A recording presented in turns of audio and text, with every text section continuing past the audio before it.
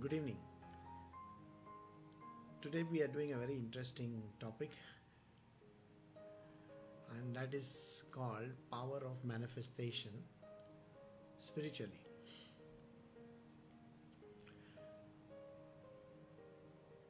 So the question is, how can one practice the power of manifestation?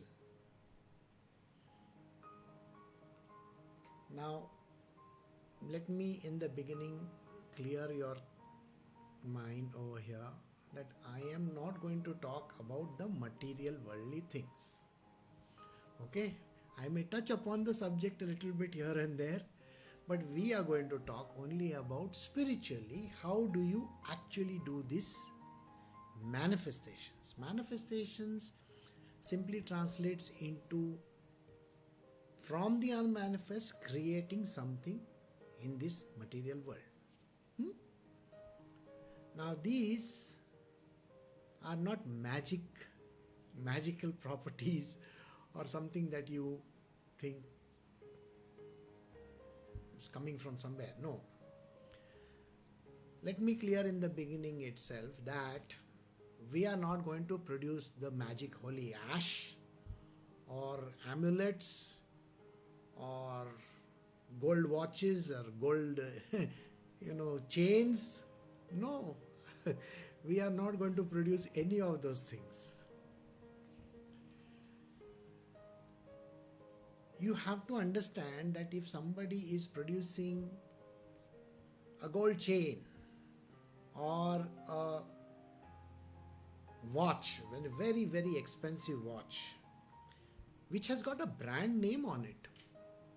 See, a branded watch, a Swiss branded Rolex maybe. You have to use that common sense which will tell you that that watch was produced by the company. Alright? Or the gold chain has been produced by some goldsmith somewhere. He has made the chain.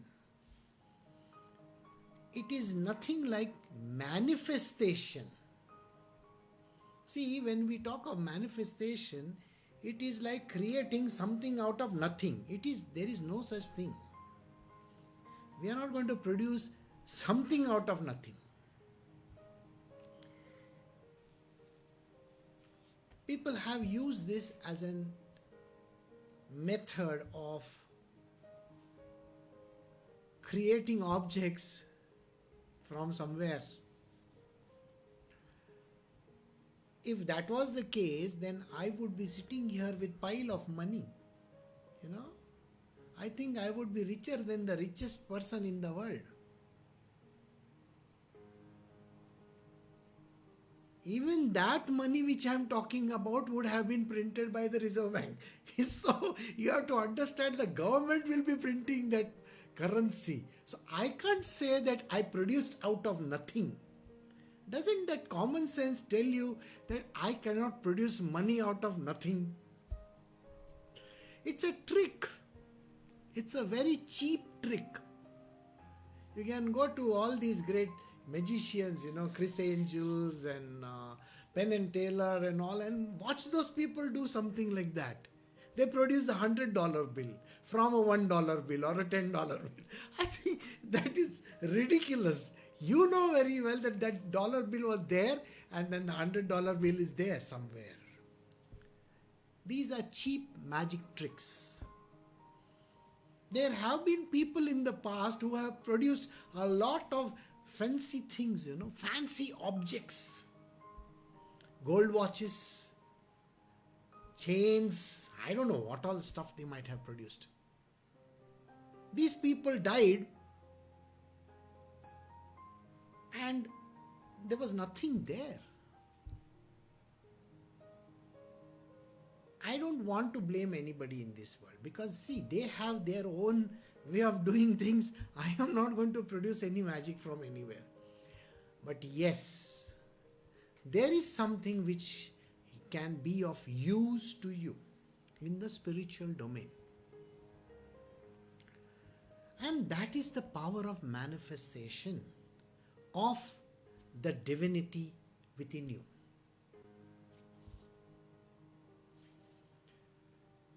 Let us start in the beginning. We all have that little essence of God in us. Correct? God is everywhere.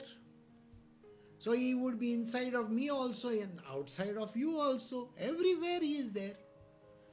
But unfortunately, nobody is able to see Him, touch Him, feel Him, or experience Him. Then how can you say that there is a God over there? The answer is faith. We have to believe in it, right? So the power of manifestation starts with the first word, faith. If you have faith, if you have belief, anything is possible.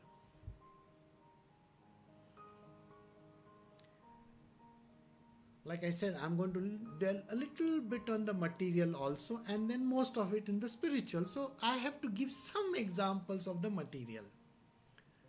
You see, a child comes to the mother and is hurt. And he says to the mother, "Mom, I fell down. Look at this, blood is coming." And he starts bawling. The mother looks at it, says, "Don't worry, everything will be fine." And she cleans the wound and she gives him a very big chocolate. Suddenly everything is fine. The child stops crying, is completely forgotten that there is a very big hurt somewhere, and is gone off to play once again. That is the magic. She manifested the power of no pain. From pain to no pain. It is nothing but giving him the power of suggestion. The power of suggestion given to the child by the mother, and the faith of the child in his mother. My mother is a magician. She can make this whole thing vanish.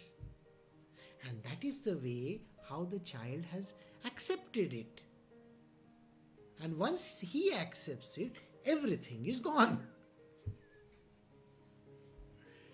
So we will start from the simple explanations like body aches, pain, fever, or all those kind of things which you suddenly seem to have. When you have this kind of trouble, please understand 95% of it is connected to your mind. 5% you can say to the elements. Let us leave, or maybe 10% we can leave to the elements, 90% to the mind.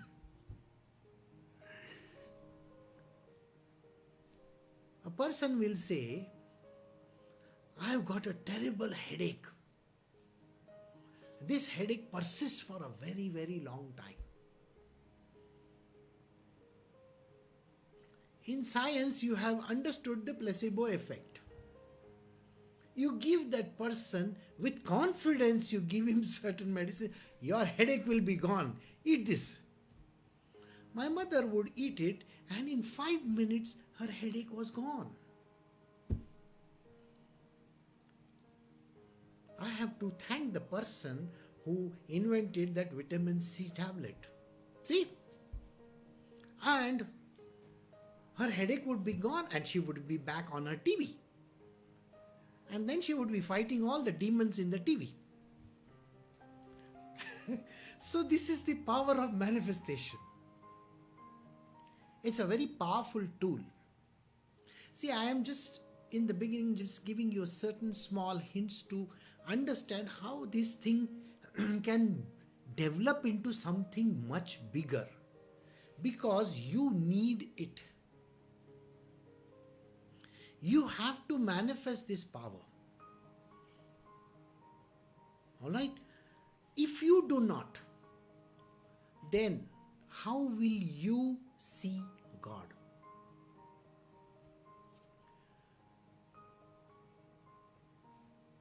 The question which Narendra asked Ramakrishna Paramahansa the first time he met him, "Have you seen God?" And Ramakrishna Paramahansa, without blinking his eyes, said, Yes, I have met him. Now that is a very powerful statement.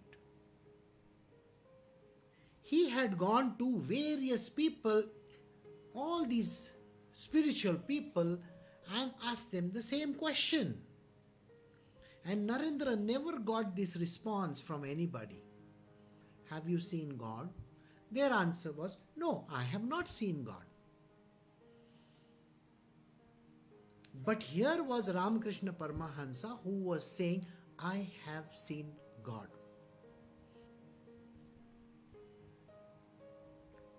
This God is experienced by human beings also. Now here let me again correct you. We are not talking about the demigods. We are talking about the divine. Alright? So when we are talking about the divine, don't mix it up with the demigods. The demigods are temporary in nature. They come and they go. They have got their designated jobs and they come and they go. There is a very beautiful passage where Yashoda, the mother of Sri Krishna, tells Krishna that I want to see God. And then what happens is, which God? The one who lives in Golok Vrindavana, not some average God that we are talking about. And Sri Krishna says, all right, I will show you. And he gives her a glimpse of it. But while coming down, she also gets a glimpse of the unmanifest. And then she comes down to earth once again and looks at Sri Krishna. And then Krishna asks her, is that what you wanted? And her answer was, no, I don't want that. I don't want to see that Goloka. I don't want to even know about the unmanifest because it is so dry. It's a dry subject. I want to see you. You, my little God, whom I could feed. I can feed you. So, the idea about manifestation of your desires in spiritual should be, can I see that divine? It requires a lot of steps along the way. In the Bhagavad Gita, you will find that Sri Krishna says to Arjuna, you will not be able to see my divine form. So I have to give you the divine eyes. And he gives him divine eyes to see his divine form, which is the manifest one. And by the way, that form is not that great one we are talking about. We are still talking about something which is there on this earth, in the Prakriti, in the created realm. And he sees all these hands and legs and faces and things happening around him. And he is very scared looking at this form. So he looks at Krishna and he says, oh my God, this is very terrible and dangerous. I don't want to see this form of yours. And Krishna withdraws that form. He withdraws that form and then he shows him the four-armed form and then the two-armed form. Do you see the joke over here? The joke is, here is Krishna standing in front of him and he is saying, show me the divine form. I mean, just think about it. You are asking a small person who might be 5 feet few inches tall and telling him, I want to see your divine form. Isn't it ridiculous? Common sense will tell you, He is divine. If he can show you that Virat Swarup of his, that means that is the repository of everything. Do you understand this? It's a simple thing which Arjuna never understands. So you don't become Arjuna, I'm telling you this. You can only think of Krishna the way he is. Why would you want to see his Virat Swarup? See, I got this pair of glasses. Okay, there you will have to wear some funny glasses. Maybe Apple glasses to the power of something. Come on, don't be ridiculous. Don't try to think that you can see this massive form of his. I mean, what use is it to you? Think about it. What use is it to you? A few days ago, I asked one person, I said, if God comes and stands in front of you and asks you a question, my dear sir, can you tell me, what do you want? There is no answer. You can't say, give me a lot of money. I say, I'll give you 2 rupees. Why? 2 rupees is a lot of money. Of course, for someone who doesn't have even 1 rupee, for him it's a lot of money, isn't it? Suppose you say, I want $1 trillion. First, where are you going to keep it in this first place? Even if you think of 100 crore rupees also, can you understand where you're going to keep that money? You don't have the brains to even keep 1 crore of rupees. What are you talking about 100 crores or something which is really, which you are not worthy of? So, power of manifestation is something that we need to be very sure of. What do you want to manifest? I don't think you should be trying to tell God, I want to see that super form of yours. No. And don't even say that I want 100 crores or $1 billion or I don't know what all. Because nobody is going to be able to handle it in the first place. Then the practice of the power of manifestation, how would it be? One thing which we have to focus, is the form that we love the most. What is it that you love the most? And what is that form that you desire to see the most? Suppose you say, I want to see Bala Krishna, a small baby Krishna. Someone says, I want to see Sai Baba. Someone else may say, I want to see Shiva. Everybody has got their own power of thinking, We have got this idea, I want to see this or I want to see that. And when you say these words, actually what you're doing is called the power of manifestation. Remember the first word? It starts with the word faith. So let us say, I want to see Sai Baba of Shirdi. How do I see Sai Baba of Shirdi? The old man with the beard, with one kafni, long robe. I mean, imagine, he passed away in 1918. This is 2020, 102 years later. You still expect him to wear those dirty clothes of his? 102 years? Are you ridiculous? Why should he wear those same clothes and come and stand in front of you? And want the same beard? That again is funny. So you mean you have to understand what you said. When you say, I want to see Sai Baba, you are thinking of some photograph or some image that is fixed in your mind. Do you get the point?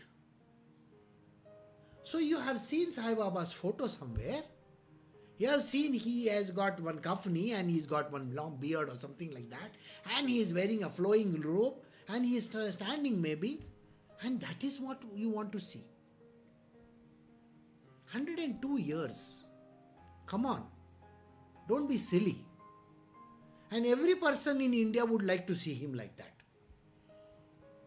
Isn't it stupid? Manifestation doesn't happen exactly like that. I cannot have Shiva coming with all the snakes around his neck and big, hairdo with water flowing over there. It's going to cause problems in my world, sir. I mean, so much of Ganga water flowing in my Bangalore city is going to create, so much of problem. And with somebody wearing a snake around his neck and all that. Shiva doesn't come in that form again. I don't think you should ever expect Shiva to come in that form. So the power of manifestation depends on a lot of how you actually visualize. What is your idea about God? These are commonsensical things. I saw in my meditation, Shiva sitting over there and he was doing, some kind of a Padmasana and maybe sitting on some place and having his... What are things people can just visualize? You see, it is nothing but a dream. If you think that he is going to be sitting like this, I don't know. It's the power of your own mind. Do you understand? It's the power of your own mind. Incidentally, there are answers in the scriptures. Okay, the scriptures say that there are so many answers. Just a few weeks ago, I gave you a story of Adi Shankaracharya, isn't it? During that 6th century, when he was over here on this planet Earth, he was an avatar of Shankara. Shivji's avatar. He was not with that snake around his neck and, hairdo and water flowing and walking barefoot or maybe going with a Nandi. Come on. You know how Shankara looked like. Because he's represented today. The same thing you should know today. When Krishna came in the 16th century or 17th century, whenever, he did not come like a blue guy. Alright? With one basuri over there. Alright? He never came like that. He came like a fair man, fair guy. Dancing away to glory. In a small village in West Bengal. That was his avatar. And the next avatar is also there. The next one is also... There are so many avatars of his. When I had to go and see my own Gurudev, I went first from here to Akkalkot. And from Akkalkot I went to Gangapur. And from Gangapur I went to Pandharpur. I visited these places. And at all these places, I met the deity over there. When I went to Vajreshwari also, or Ganeshpuri as they call it, I met Baba Nityananda sitting next to me. He was not that guy who was there in that Samadhi. That is this different person. That was his manifestation. So don't be ridiculous in thinking that, Shiva is going to come like this, Krishna is going to come like that, or somebody else is going to come like that. A simple story will tell you, there was a problem in Hanumanji's life. Hanumanji said, I want to see Ram like this only. It was a very big demand, you know that? And when he went to meet Krishna, now Krishna had to tell his wife, he said, you please become Sita now. I will become Shri Ram. And then he called his brother and he said, you become Lakshmana. If we don't go like this, Hanumanji doesn't believe in us. And so these three went in front of Hanumanji, and Hanumanji then looked at them and said, and bowed down at their feet and said, Shri Ram is over here. So I hope you got that little answer over there. And they had to turn back into their original position once again. And say, here, I am Krishna back again. Why? You got to believe in the divine. When we talk of manifestation of anything, be very sure, absolutely sure what you are trying to get. When you know what you want to the last letter, then your own divine being inside of you will manifest that object for you. It could be the divine himself. You want Krishna to come and visit you, he will come and stand in front of you. But do you have the eyes to recognize him?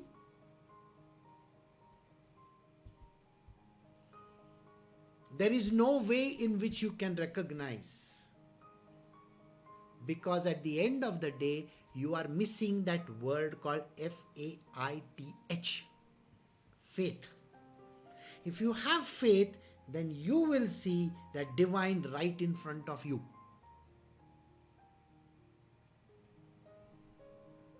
So spiritual divination, the way in which you can manifest objects, the way in which you can manifest the divine himself in front of you, is the highest that you can ever achieve. Spiritual masters and sages do not have to think like this. Do you know why? Because they are the essence of the divine. Every day I am doing this book called Das Bodh, in which the last line of every chapter is saying the same word. The divine is in your Guru. What are you searching for?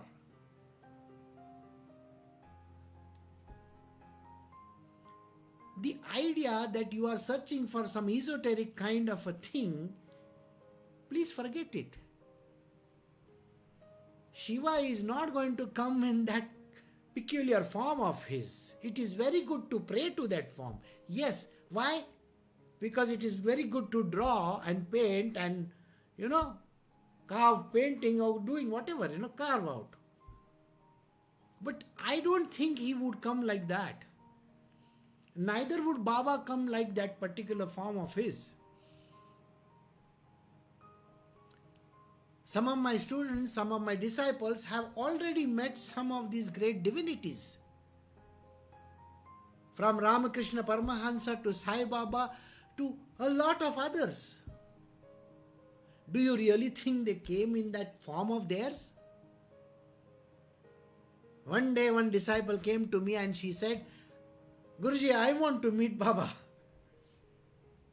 I said, fine, you will meet him, but do you think you will recognize him? She was not able to. Baba left behind a very beautiful band of gold for her. He came, he held her hand and tied a rope around her, her tiny hand. She was very scared in the dead of the night in Shirdi. So she came back to Bangalore and she had to cut that thing. And when she cut that thing, she thought it's a cheap rope. You understand a rope? And it turned out to be 24 karat gold. So when she came and she said these words, I was not there to talk to her at that time. Baba came to you. He gave you his proof. The proof of the pudding was there and yet you couldn't recognize him. Got the answer? Great people like Tukaram Maharaj also are not able to recognize the divine. You know the reason why? His wife was roaming around with Vithoba. Vithoba removed the thorn from her leg also. She gave him food to eat and gave him water also. And then Vithoba disappeared. And then her husband opened his eyes. And then they came to know that was Vittala who had come. He called himself Blackie. Okay, dark fellow. So these are the funny things. You can manifest them yourself. Please understand this. Have faith. And when you have someone in your life like that, what are you seeking? So don't try to go too far. Just be very sure of what you want. And that happens. All this that I said for the last half an hour may sound very strange. Okay? Because if anybody had read the question, they might have thought, oh, he's going to produce amulets and magical things and all that. No. The magic is in meeting God. And when you have to meet God, meet Him this way. Okay? So I'm going to stop over here. It's a very cryptic talk, isn't it? All right.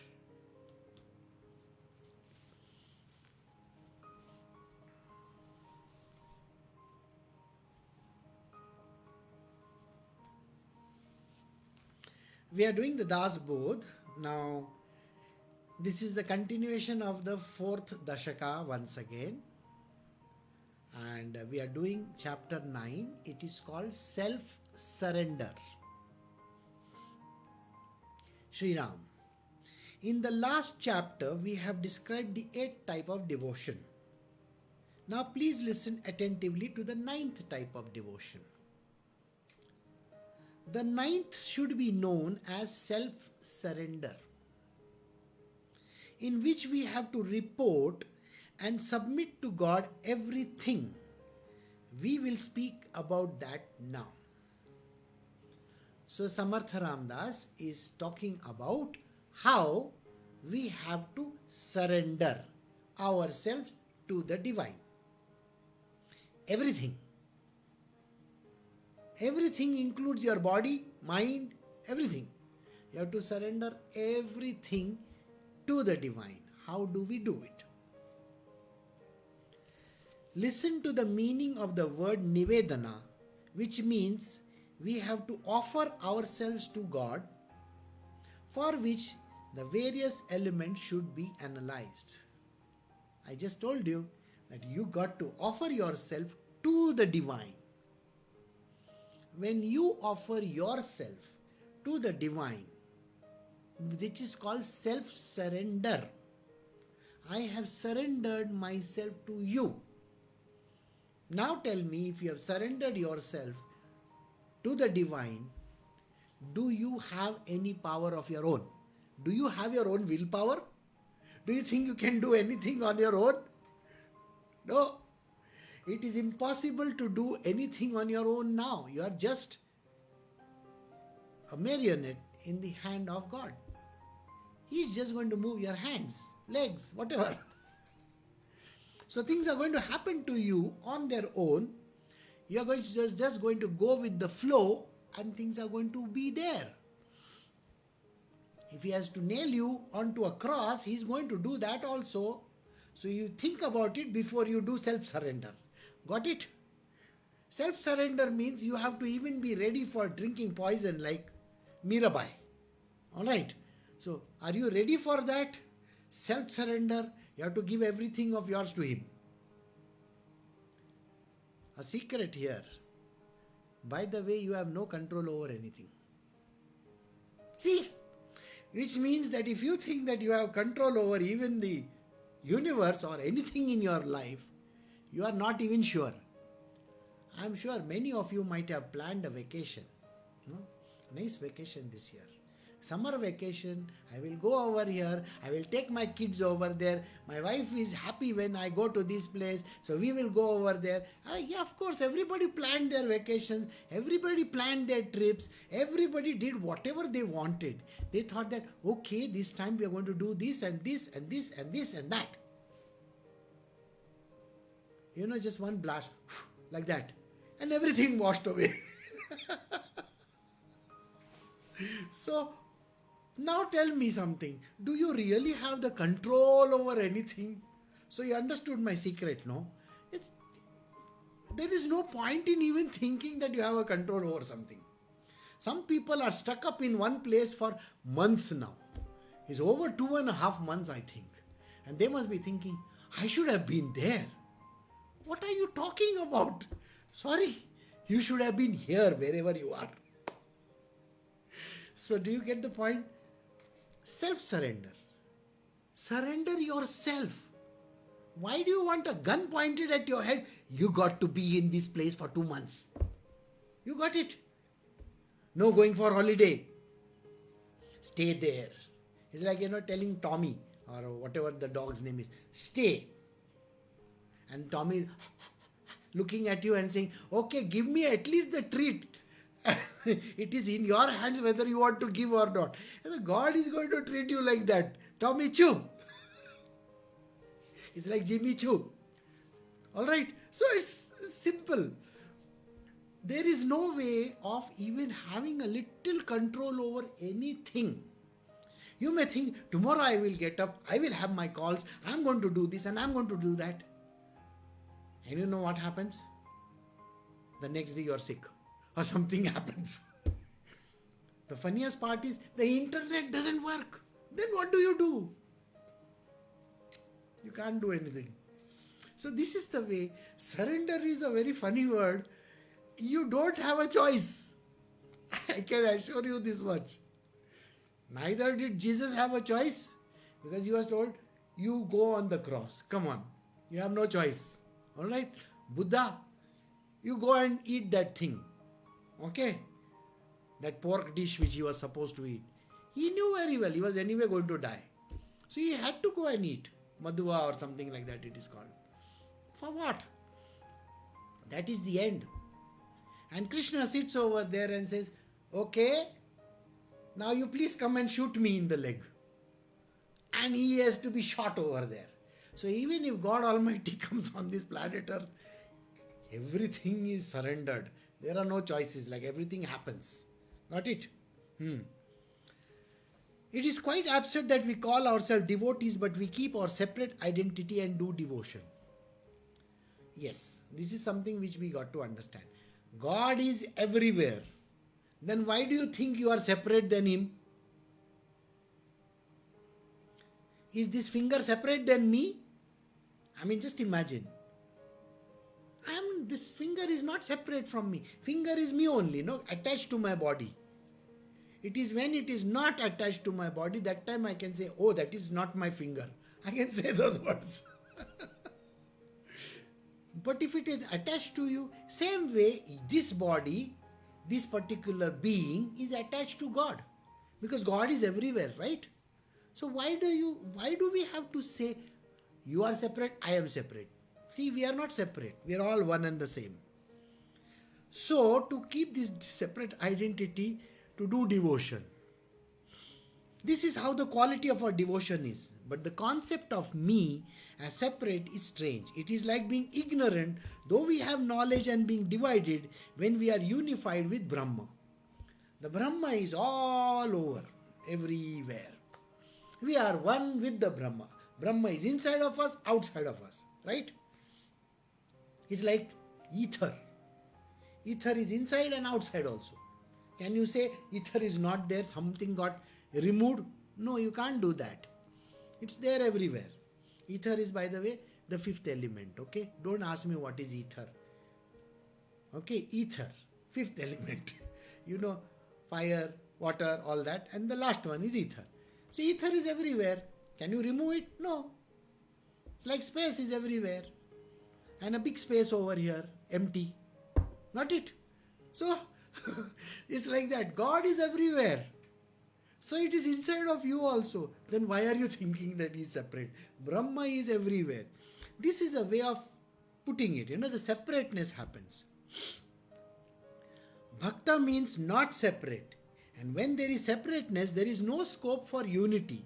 Without thought, there is no satisfaction of understanding. When you are a bhakta, so when Ramakrishna Paramahansa used to say Bhakta Bhagwan, like everything is one and the same. He meant that Bhakta is part of Bhagwan only. Bhagwan means God. So you are a part of the divine. So if you are a part of the divine, why are you separating yourself out? I am separate, you are separate. There is nothing like I am separate and you are separate. God is within you and outside of you also. He is everywhere. Right? So he says that. Therefore, you have to give a thought to this. You should recognize who is God. You should search for Him within yourself. I just gave you a very long explanation. Manifestation. Well, God is within you only. Why are you searching for Him here and there? Well, the funny part is, I was hearing how people have this great idea. I want to go to the Himalayas. What, in the Himalayas there is some God stuck up over there, is it? I mean, just imagine. If God wants to come down, He can take His own aeroplane and come to meet you, isn't it?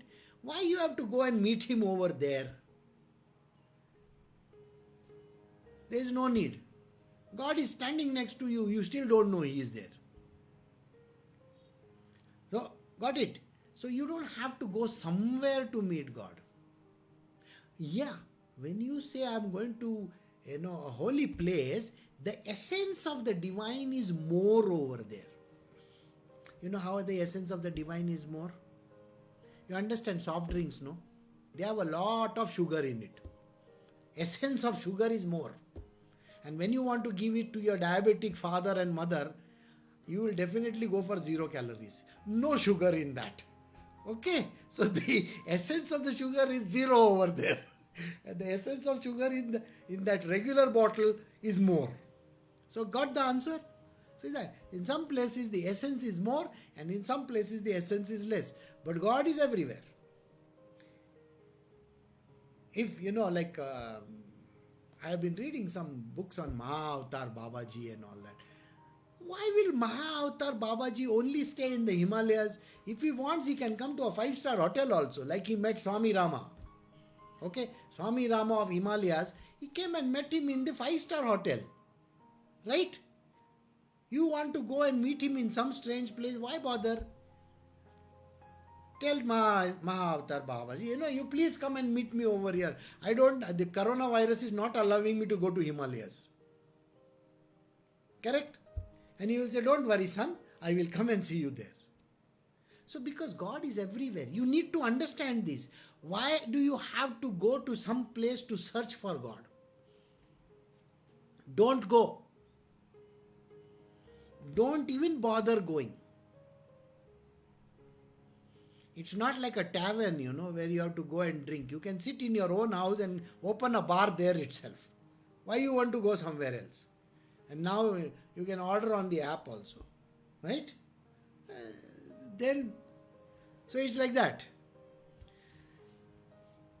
When we try to find what I am, all the elements are gradually negated and it is obvious that I is nothing. When you try to think about those aphorisms from the Vedas, and then you keep on doing negation. Not this, not this, not this, not this. Neti, neti. When you do neti, neti, that is camera. Neti, neti, that's not God. You see, I can keep on doing neti, neti for all I care and I will still not find Him. And finally it will strike me, come on, what are you doing neti, neti all the time? Iti, iti.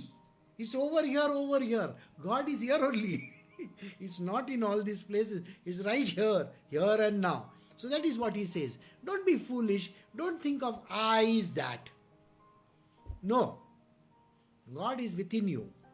When one principle is negated by another principle, finally how can the I also exist? In this way, self-surrender has naturally happened. So Samartha Ramdas is explaining this very beautifully. He says, when you keep on rejecting everything, neti, neti, remove this, not this, this is not God, this is not God, this is not God, this is not God, this is not God, this is not. You keep on negating everything. Finally, what happens? If God is nowhere, then God is everywhere, isn't it? It's just because you can't find Him. You're going on doing the wrong stuff. That is the problem with you. Got it?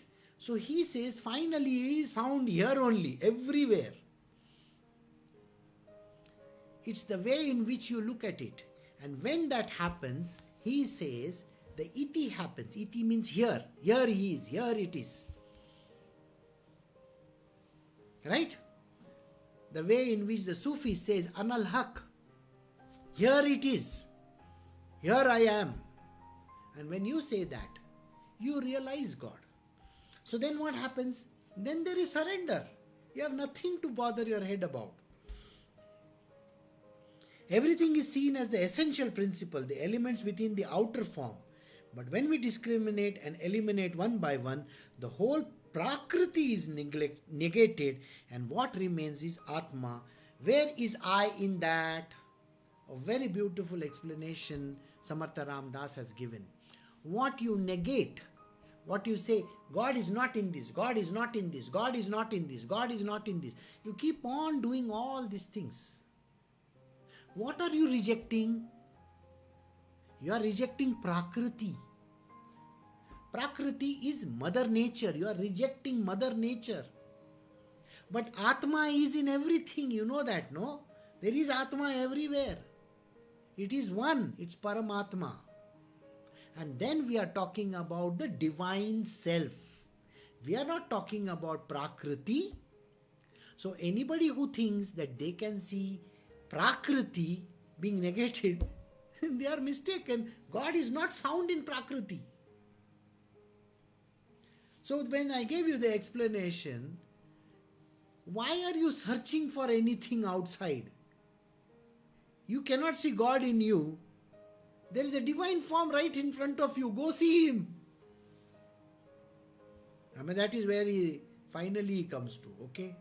I'm just giving you a heads up before we come to the end of the chapter. You know how Samartha Ramdas writes, isn't it? He has written this way only. All right. The one main being is God Almighty. The second is Prakriti, which has been the form of this world. Then from where the robber I has come in between, there are two things only. One is the Almighty God on one side, which we call as the Brahma, unmanifest divinity. And then we have the manifest world, which is the Prakriti. So Purusha and Prakriti. So if there is one Purusha and there is one Prakriti, where did this I come into the picture? My name is so and so, I am so and so. Everybody calls them by name, everybody individually says, I am this person and I am that person. So Samartha Ramdas is asking, where did this I come from? Go, ask yourself that. When this is evidently a fact, the ego that I am the body comes into existence by illusion. And when we go deeper, this I disappears and there is nothing inside. Just that ego comes into the play. My name is so and so. It is illusory. Sir, today your name is maybe Tony. Okay. Tomorrow your name will be Doggy. And day after tomorrow you will be called Giraffe. How do you know? Today you are a human being, Tony. Okay. I'm saying it, Tony. Why? When in your last life, where were you? Alright. You were Casper, the friendly ghost. That time your name was Casper, unfortunately. Before that your name was Dino.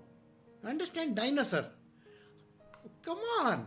With this name to your body is so ridiculous, You just keep on thinking this is my name. But I will take that first name, Dino. And then I will call you Dino from today. Dinosaur. Is that okay? No. So don't keep on saying my name is so and so, I am so and so. It's a false belief. It's called illusion. Samartha Ramdas says it is illusory. Doesn't exist. When we analyze all the elements and also the nature and structure of one's body and the cosmos, we come to understand that the elements, the principles have spread all over and have become visible throughout as separate entities. So we have come in this universe and then separated out as different entities. Something is moon, something is sun, then there is stars, then this, that, International Space Station, and India, China, everything has come in. and your name and my name and everybody else's name. We've all become unreal people and unreal things. Okay. When we remain only as witness, all the elements are dissolved and even the sense of being a witness does not remain. When there is self-realization and we see that there is Atma in the beginning and also in the end, how can there be I? The idea that you are a witness. You can see your body. You know, this body of yours is the cause of all your misery, all your headaches. How many headaches do you get in a year? That many headaches. Not just this head. Every headache of yours is there.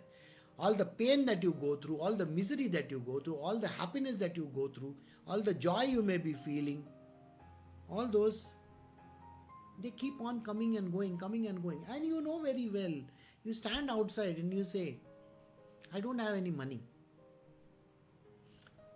How am I going to go there? And then you stand outside yourself and say, this fellow is always, without any money. Look at him. See? Or when the whole cupboard is filled with clothes and the woman is wondering which dress I should wear. So stand outside yourself and look at this person.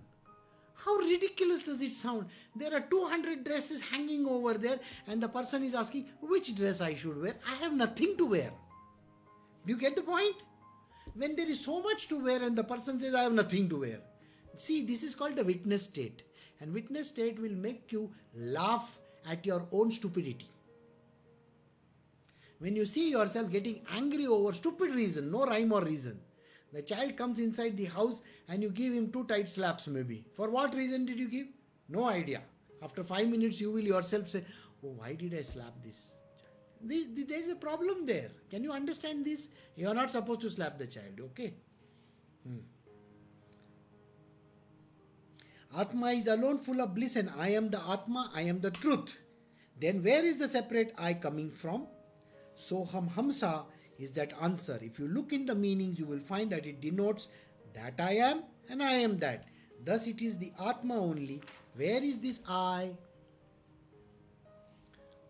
Inward and outward. It is Soham Hamsa, the kind of breathing that you do. I am that, that I am. I am that, that I am. You see, I, that. That means what? God. I am that. And that is me only. Is both mixed together. Atma is without attributes and without blemish. And we should be united to it. When there is unity, there is scope in me there. When we are one with the divine. When I do not feel the difference between him and me. This difference which I am talking about is the separation which we have so far said, God is different and I am different. No, I am the essence of the divine only. There is a little bit of God in me also. Atma is full and complete in itself. There is no question of presence or absence of any qualities. It is simply existing with itself. Where can I remain there? If Atma is within you, where did this I come from, by the way? I came from because of your body, isn't it? And that loose, all the screws that are loose in your brain. That is the thing that is making you think that I am the greatest. My name is so and so. I am miserable. I am in problem. I have this to do. All these things that you are thinking of, this happened to me. What? None of these things are happening to you. All that you check out. The term you, the term that, and the term are all three with their differences as dissolved. The thing in itself is without any separation. Where is the scope of that? I am that, or that I am. Okay?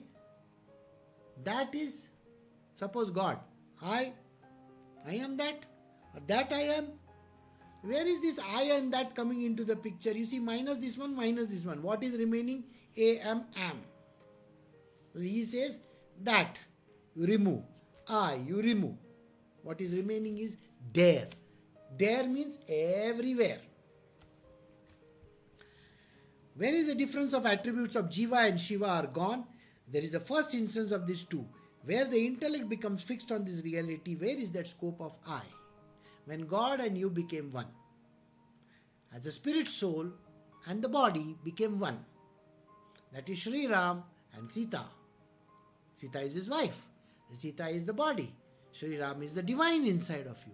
When you two became one, where is this I coming from? I am false and God is true, and there is no difference between God and devotee. The hidden meaning of the statement will be known only by the person with Atmic experience. And this is something very true. If you are a true spiritual being who is practicing spirituality, then you will understand the true meaning of this word, that there is no difference between the divine and this. There is no separation there. God is everywhere. So how can I be separate? This person cannot be separate, isn't it? This is called self-surrender, which gives satisfaction to men of knowledge. This is thus the description of the ninth type of devotion. As the sky is the highest of all the elements, as the Lord of the world is the highest amongst God, so is the ninth type of devotion the highest among all types. The self-surrender is the highest type of devotion. Got it? This God which we are talking about, the Almighty God, we're talking about not deities over here, again not the same demigods over here, we're talking about the highest amongst the God. The ninth way, which is self-surrender, must be achieved. Without that, the chain of birth and death cannot be avoided. This is proven fact without any doubt. When you understand the truth in these words, that you and the divine is one and the same, by surrendering to the divine, then that knowledge will take you in that direction where you will not have to come to birth again and again. Now please note that we devote ourselves to God. In the 9 ways we will attain final liberation, that is Sayujya. That state does not change even at the end of the Kalpa.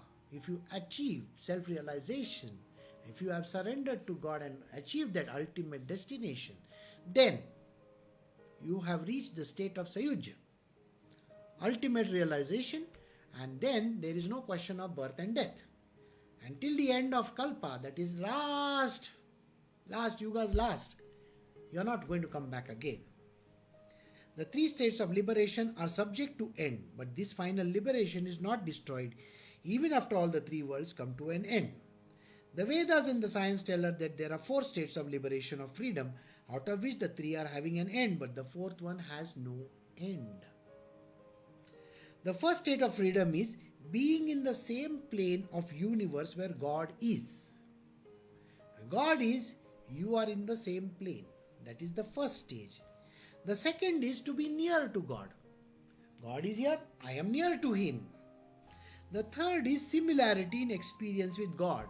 So you have become merged in Him, like similarity. He looks the same as me, I am the same as Him. And the fourth one is to completely merge in God. When you become merged in God, where is that state of yours? A simple example would be, take a glass of water and pour it in the ocean. Now can you remove that glass of water out? No, it has become the ocean. So once you merge in the divine, there is no question of coming back. You have become the ocean. So when you merge this being into that being, where is your identity left? Nowhere. So you have become that. The 4 states of liberation, as stated above, which are attained by devotion, the details of this will be explained further in the next chapter. Thus, in the 4th Dashaka of Das Bodh, in the dialogue between the Guru and the disciple, the 9th chapter by name Self-Surrender is completed here. So we have come to the end of the 9th chapter. Next time we will do the 4 states of liberation. So take care. You have a very great evening.